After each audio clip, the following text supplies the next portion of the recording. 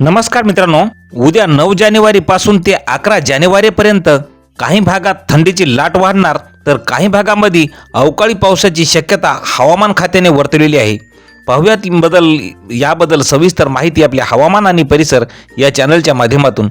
तर शेतकरी मित्रांनो, राज्यात सध्या सकाळ संध्याकाळ कडाक्याची थंडी चांगलीच वाढलेली असून गावखेड्यामध्ये पहाटे अंगावर चादर न घेता बाहेर पडणे सुद्धा अवघड झालेले आहे। तर शहरामध्ये सुद्धा थंडीचा चटका वाढलेला असून मागील काही दिवसात मुंबईसह काही भागात हलका पाऊस आणि ढगाळ वातावरण पाहायला मिळालं होतं। यामुळे थंडीची तीव्रता थोडी कमी झालेली होती, मात्र आता पुन्हा एकदा हवामान खात्याने तलाटणी घेतली असून उद्या 9 जानेवारीपासून संपूर्ण देशात हवामानात मोठा बदल होणार असल्याचा इशारा आज भारतीय हवामान खात्याने दिलेला आहे।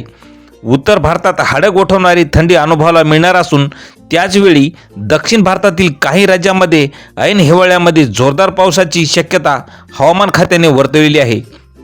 एकीकडे उत्तर भारतात थंडी आणि धुक्यात गारठलेला असताना भाग काही, दुसरीकडे दक्षिण भारतात वेगळं चित्र पाहायला मिळणार आहे।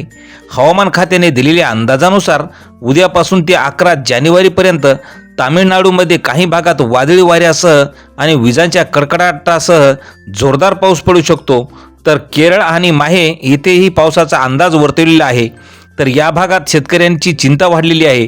ऐन हिवाळ्यात पडणारा पाऊस आणि उभ्या पिकांना धोका ठरू शकतो, यामुळे शेतकऱ्यांनी आणि नागरिकांनी योग्य ते खबरदारी घ्यावी असे आवाहन करण्यात आल्याची माहिती हवामान खात्याने वर्तवलेली आहे।